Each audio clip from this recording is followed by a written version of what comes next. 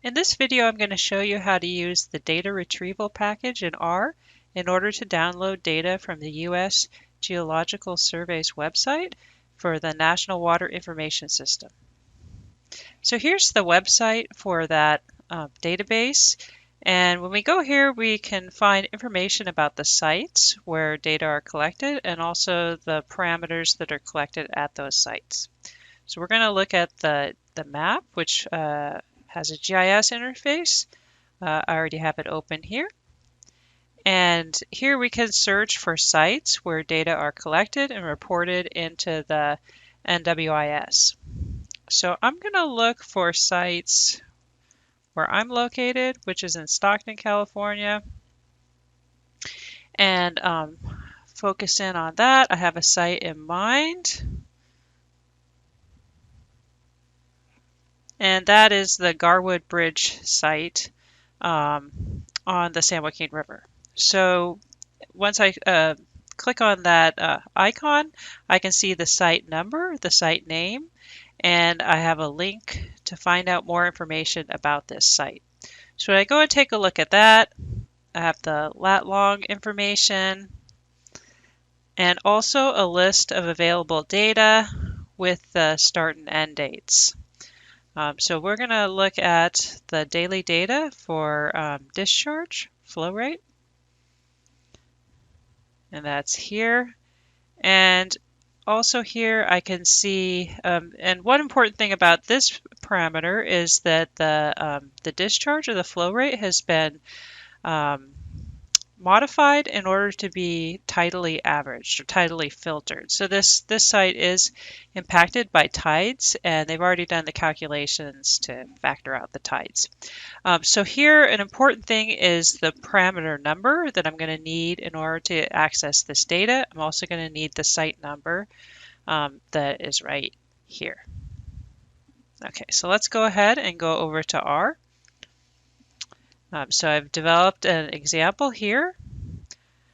And first I'm going to load the packages that I need. So I'm going to load the tidyverse that I use to clean and visualize the data. I'm also going to load the data retrieval package, which is specifically designed to access data from the USGS NWIS. So first I need to establish the site number, also the parameter code and the start and end dates for the data set that I want to download. And then I can get that data in a single command using the data retrieval package. So I'm going to go ahead and run this code, enter in all of the information, and then query the database, and it's very quick.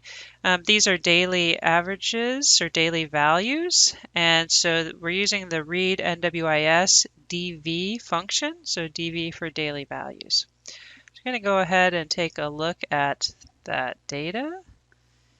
And something nice about this, we've got the agency, the site number, and the date was correctly read in as a date using the tidyverse readr package.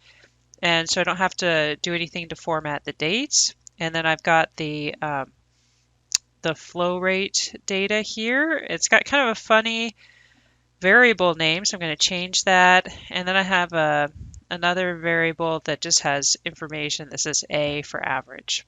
Okay, so let's go ahead and do some cleaning. And all I'm going to do is to take that data set and select the column's date, and then also the column with the data in it, the values, and I'm going to change the name of that to QCFS. And the units are not in this data set, but they were on the website. Okay, so I get that. And then I'm going to go ahead and create a little summary table of the data, which is kind of handy, using the summarize function from the tidyverse.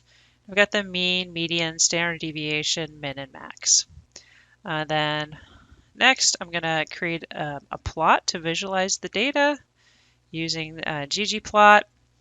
And I also like to save that to a high resolution filed. Let's go ahead and take a look at the data.